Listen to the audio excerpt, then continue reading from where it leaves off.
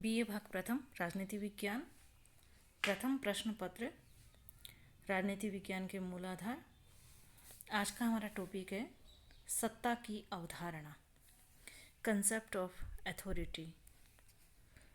मित्रों, सत्ता यानी प्राधिकार का संगठन में वही स्थान है जो मानव शरीर में आत्मा का है। जिस प्रकार आत्मा के बिना शरीर निष्क्रिय हो जाता है, उसी प्रकार जब तक हम एक संगठन में सत्ता की उचित व्यवस्था नहीं करेंगे तो वह कार्यशील नहीं हो सकेगा। साइमन स्मिथबर्ग तथा थॉम्पसन ने कार्य विभाजन और सत्ता को किसी भी संगठन की अत्यंत महत्वपूर्ण विशेषता माना है कि ये जो सत्ता है किसी भी संगठन की महत्वपूर्ण विशेषता है। उनके कथनानुसार जब कभी हम एक संगठन का ढांचा तैयार करते हैं तो हमको संगठन की प्रत्येक इकाई को एक स्थान देना होता है और उसके बाद इन स्थानों को कुछ श्रेणियों से संबंधित कर दिया जाता है। इन श्रेणियों को सत्ता की श्रेणी कहते हैं। ये जो कहना है कि जब कभी हम एक संगठन का ढांचा तैयार करते हैं तो प्रत्येक इकाई को एक स्थान देना होता है हमें, और इन स्थानों को कुछ श्रेणियों से संबंधित कर दिया जाता है। तो इन श्रेणियों को सत्ता की श्रेणी जो है लाइन ऑफ अथॉरिटी कहा जाता है। वस्तुतः क्या है, सत्ता वह सूत्र है जो संगठन में विभिन्न समूहों की क्रियाओं को परस्पर जोड़ता है। जिस किसी भी समूह में जो विभिन्न क्रियाएं होती हैं उनको आपस में जोड़ने का काम सत्ता का है। सत्ता का यदि मीनिंग देखें, उसका अर्थ देखें, तो सत्ता को प्रशासन में प्रबंधकीय कार्यों की कुंजी माना गया है, क्योंकि परंपरागत सत्ता और इसी प्रकार की जो भी सत्ता है उसका यदि हम अर्थ देखेंगे तो विभिन्न प्रकार का हमें अर्थ मिलेगा। विभिन्न विचारकों ने विभिन्न प्रकार के इसके अर्थ बताए हैं जिनको हम नाम के अनुसार इस प्रकार स्पष्ट करना चाहेंगे। हेनरी फेयोल ने कहा है, सत्ता आदेश देने का अधिकार है और उसके पालन करवाने की शक्ति है। सत्ता आदेश देने का अधिकार है और उसके पालन करवाने की शक्ति है, हेनरी फेयोल के अनुसार। इसी प्रकार एक विचारक हुए पेटरसन, उनका कहना है, आदेश देने एवं उसके पालन की आज्ञा को अधिकार सत्ता कहा जाता है। इसी तरह से डेविस के शब्दों में सत्ता निर्णय लेने एवं आदेश देने का अधिकार है। कोई निर्णय ले सकता है तो यदि उसके पास सत्ता है तो निर्णय ले सकता है, यदि सत्ता नहीं है तो निर्णय नहीं ले सकता। इसी तरह से जिसके पास सत्ता है वो आदेश दे सकता है।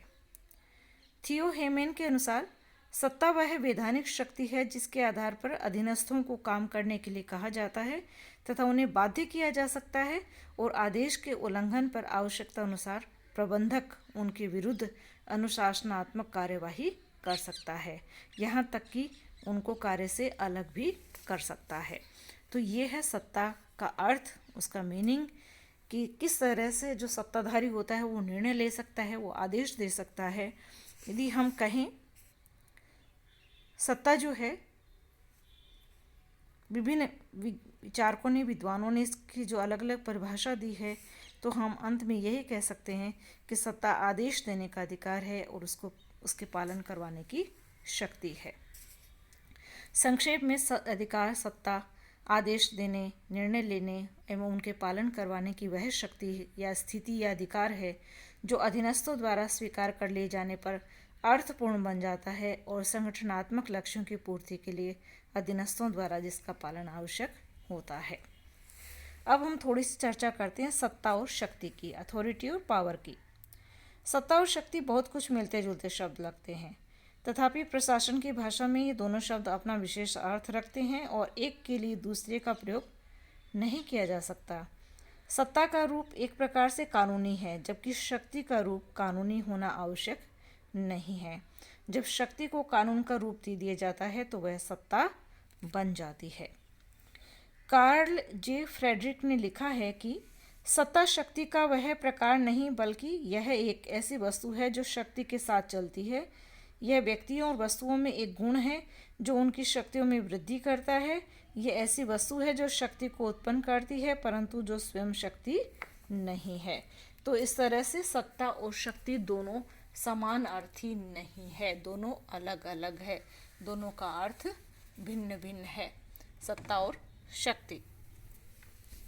इसी प्रकार शक्ति का अस्तित्व सत्ता के अभाव में संभव तो है परंतु उसका दीर्घकालीन अस्तित्व सत्ता के अभाव में संभव नहीं है। शक्ति के अभाव में भी सत्ता विद्यमान रह सकती है, सत्ता तो विद्यमान रह सकती है भले शक्ति ना हो। उदाहरण के लिए एक डॉक्टर या प्रोफेसर के पास शक्ति नहीं है किंतु ये सत्ता का इस कारण उपयोग करते हैं कि उनके पास श्रेष्ठ ज्ञान और अनुभव है। शक्ति असंस्थागत, परिस्थितिजन्य एवं अनिश्चित होती है जबकि सत्ता संस्थागत, स्पष्ट तथा निश्चित होती है। बायरस्टेड के अनुसार सत्ता शक्ति के प्रयोग का संस्थागत अधिकार है परंतु स्वयं शक्ति नहीं है। शक्ति का प्रत्यायोजन नहीं किया जा सकता, यानी दूसरे को नहीं दिया जा सकता, जबकि सत्ता का प्रत्यायोजन होता है। शक्ति में स्वविवेक का अभाव होता है जबकि सत्ता में स्वविवेक निहित होता है। मित्रों, जब हम प्रशासन में संगठनों का अध्ययन करते हैं तो ऐसे अनेक उदाहरण प्राप्त हो जाते हैं जबकि पद सोपान के उच्च अधिकारी जिनको औपचारिक रूप से अधिकार मिले हुए हैं उनका प्रयोग नहीं करते, उनके स्थान पर अधीनस्थ इन शक्तियों का प्रयोग करते हैं। इस प्रकार उच्च सत्ताधारी, उच्च अधिकारी केवल सत्ताधारी है, शक्तिवान नहीं है। अधीनस्थ अधिकारी सत्ताधारी न होते हुए भी शक्तिवान है।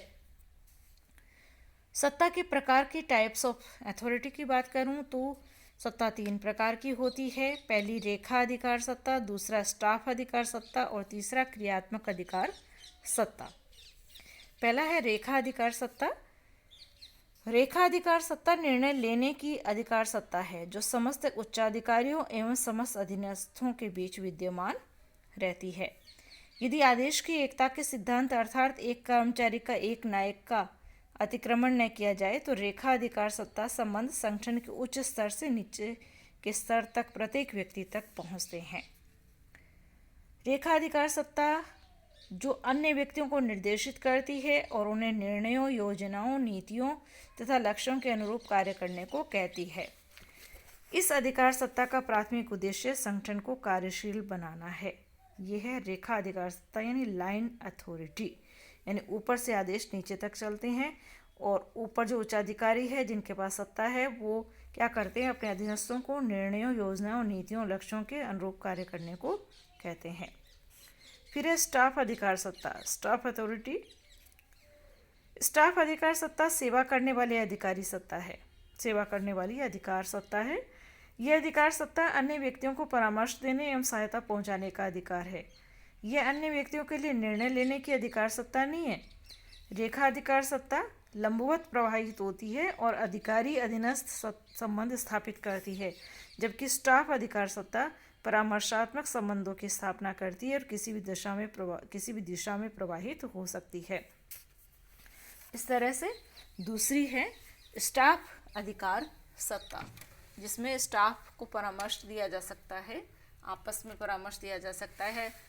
जरूरी नहीं है उच्च अधिकारियों के द्वारा परामर्श दिया जाए, ये समान श्रेणी वालों के द्वारा भी दिया जा सकता है। तीसरी है क्रियात्मक अधिकार सत्ता, फंक्शनल अथॉरिटी। क्रियात्मक अधिकार सत्ता निर्णय लेने की अधिकार सत्ता है, किंतु निर्णय लेने का ऐसा अधिकार किसी क्रिया विशेष तक ही सीमित रहता है, भले ही यह क्रिया कोई भी व्यक्ति या विभाग संगठन में कहीं भी करता हो। यानी किसी को सत्ता तो प्राप्त नहीं है, लेकिन किसी कार्य विशेष को करने के लिए सत्ता जब दे दी जाती है तो वो क्रियात्मक अधिकार सत्ता होती है। यह अधिकार सत्ता द्वितीयक स्तर के अधिकारी अधीनस्थ संबंधों को जन्म देती है। यह अधिकार सत्ता आदेश की एकता के सिद्धांत का उल्लंघन करती है, जिसके विरुद्ध संगठनात्मक समस्याओं को जन्म मिलता है। यह अधिकार सत्ता आसानी के साथ किसी भी संचालनात्मक अधिशासी के कार्यभार को बढ़ा सकती है और रेखा अधिकार सत्ता को कम कर सकती है। इस अधिकार सत्ता को सावधानी के साथ प्रयुक्त करना चाहिए संगठनों में। इस अधिकार सत्ता को सीमित अधिकार सत्ता भी कहा जाता है, क्योंकि किसी कार्य विशेष को करने तक ही ये सत्ता दी जाती है, किंतु इसका आशय अपूर्ण अधिकार सत्ता से नहीं है, बल्कि किसी क्रिया विशेष के संबंध में निर्णय लेने या आदेश देने तक ही सीमित होने से है। तो ये सत्ता के प्रकार है, 3 प्रकार है: रेखा अधिकार सत्ता, स्टाफ अधिकार सत्ता और क्रियात्मक अधिकार सत्ता। फिर है सत्ता के स्रोत, यानी सत्ता कहाँ से मिलती है, इसका सोर्स क्या है। पहला है औपचारिक सत्ता विचारधारा। अधिकार सत्ता की वह अवधारणा जिसमें अधिकारों का प्रेषण सामाजिक संस्थाओं से वैयक्तिक प्रबंधकों को होता है, औपचारिक सत्ता कहलाती है। यह विचारधारा मानती है कि अधिकार सत्ता का स्रोत देश का सर्वोच्च कानून अर्थात संविधान होता है और संविधान को गत्यात्मक बनाए रखने का अधिकार सामाजिक संस्थाओं में निहित होता है। इसलिए प्रजातांत्रिक राष्ट्रों में सर्वोच्च अधिकार सत्ता देशवासियों में निवास करती है। इस विचारधारा के अनुसार किसी विभाग में अधिकार सत्ता का प्रेषण संविधान से प्रधानमंत्री, विभागीय मंत्री, विभागीय सचिव, निदेशक तथा उससे उनके सहायक निदेशकों को होता है। तो ये औपचारिक सत्ता कहलाती है जो संविधान द्वारा प्राप्त हो रही है। स्वीकृति विचारधारा ये दूसरा स्रोत है। ये विचारधारा अधिकार सत्ता का स्रोत अधीनस्थों को मानती है। इसके अनुसार अधिकार सत्ता किससे उत्पन्न हो रही है? अधीनस्थों से। इस विचारधारा की मान्यता है कि औपचारिक अधिकार सत्ता तो नामात्र की सत्ता है और वह उस समय ही वास्तविक तथा अर्थपूर्ण बन पाती है जिस समय अधीनस्थ उसे पालन हेतु स्वीकृति देते हैं। इसलिए अधिकार सत्ता का वास्तविक स्रोत उस अधीनस्थ में निहित है जिस पर अधिकार सत्ता का प्रयोग किया जाता है और जो कि एक ऐसे प्रयोग की स्वीकृति देते हैं। तीसरा है सक्षमता विचारधारा। तीसरा स्रोत है सक्षमता विचारधारा। यह विचारधारा इस मान्यता पर आधारित है कि विश्व भर में योग्य एवं सक्षम व्यक्ति स्वतः नेतृत्व की बागडोर संभाल लेते हैं, भले उन्हें संगठनों में कोई विशिष्ट स्थान या पद न दिया जाए, फिर भी वो लीडरशिप करते हैं क्योंकि उनको आता है, लीड करना आता है, नेतृत्व करना आता है। ये विचारधारा तकनीकी क्षमता एवं व्यक्तित्व की प्रभुता को अधिकार सत्ता का स्रोत मानती है। उदाहरण के लिए अर्थशास्त्री, डॉक्टर, इंजीनियर, वकील, प्रोफेसर आदि अपने क्षेत्र में सक्षम होने के कारण उनकी अधिकार सत्ता को स्वतः ही स्वीकार कर लिया जाता है। तो ये सक्षमता विचारधारा है सत्ता के स्रोत की, कि इससे भी सत्ता उत्पन्न होती है। अब हम बात करते हैं सत्ता के कार्यों की। सत्ता क्या कार्य करती है। सत्ता का महत्व एक साधन तथा सिद्धांत के रूप में होता है जिसके द्वारा कुछ लक्ष्यों को प्राप्त किया जा सके। कहा जाता है कि सत्ता द्वारा दूसरे व्यक्तियों के संचारित निर्णयों के अधीन व्यक्ति के निर्णयों को रखकर समूह में समन्वित व्यवहार कायम किया जाता है। जब एक समूह के कार्यों का समन्वय करने के लिए सत्ता का साधन के रूप में उपयोग किया जाता है तो सत्ता मुख्य रूप से 3 प्रकार के कार्य करती है। कौन कौन से कार्य करती है? यह उन लोगों को कुछ उत्तरदायित्व सौंपती है जो सत्ता का प्रयोग करते हैं। सत्ता के कार्य में 3 प्रकार के कार्य। यह उन लोगों को कुछ उत्तरदायित्व सौंपती है जो सत्ता का प्रयोग करते हैं। दूसरा, यह निर्णय लेने में विशेषज्ञता को काम में लेती है। और तीसरा, यह क्रियाओं के बीच समन्वय स्थापित करती है। तो इस प्रकार से सत्ता के कार्य बताए गए हैं कि सत्ता कौन कौन से कार्य करती है। जो भी सत्ताधारी होता है उसे कुछ कार्य करने होते हैं, तो कौन कौन से कार्य करने होते हैं, इस प्रकार से 3 प्रकार के कार्य सत्ता के बताए गए हैं कि सत्ता 3 प्रकार के कार्य करती है। सत्ता के कानूनी समर्थकों का कहना है कि सत्ता का एक प्रमुख कार्य यह है कि वह व्यक्तिगत कार्यों की समाज द्वारा स्थापित आदर्शों के साथ एक रूपता स्थापित करती है। सत्ता का दूसरा महत्वपूर्ण कार्य यह है कि इसके द्वारा जो निर्णय लिए जाते हैं उनसे उच्च स्तर की बुद्धि का प्रयोग किया जाता है और वे अत्यंत प्रभावशाली होते हैं। और सत्ता का तीसरा कार्य यह है कि इसके द्वारा संगठन में समन्वय स्थापित किया जाता है। सत्ता की तुलना एक मानव शरीर से करते हुए कुछ विचारक ये मानते हैं कि जिस प्रकार मस्तिष्क शरीर के अन्य भागों को निर्देशित करता है और बदले में उनके कार्यों की सूचनाएं प्राप्त करता है, उसी प्रकार संगठन में एक सत्ताधारी व्यक्ति का ये प्रमुख कर्तव्य होता है कि वह अन्य सदस्यों को यह आवश्यक निर्देश और आदेश देता रहे तथा उन सदस्यों से संगठन की गतिविधियों का परिचय प्राप्त करता रहे। तो इस तरह से सत्ता के कार्य हैं जो सत्ताधारी द्वारा किए जाते हैं। अब आता है कि सत्ता पालन के आधार क्या है, यानी लोग सत्ताधारी के आदेश का पालन क्यों करते हैं। तो उसमें है कि एक विचारणीय प्रश्न है कि लोग सत्ता का पालन क्यों करते हैं। तो कुछ विचारक हैं जिनका ये मत है कि व्यक्ति निम्नलिखित कारणों से किसी भी आज्ञा का पालन करता है, सत्ताधारी की आज्ञा का पालन करता है। पहला आता है विश्वास, उसे विश्वास होता है। दूसरा है एक रूपता, एक जैसे कानून हैं जो सभी के लिए लागू हो रहे हैं, तब भी व्यक्ति उन कानूनों का पालन करता है। दबाव भी इसका एक आधार है। और वैधानिकता भी, कि सत्ताधारी जो है जिसने वैधानिक तरीके से सत्ता को प्राप्त किया है इसलिए वो आदेश दे रहा है, तो उसकी वैधानिकता के कारण भी उसका सत्ता का पालन किया जाता है, सत्ताधारी के आदेश का पालन किया जाता है।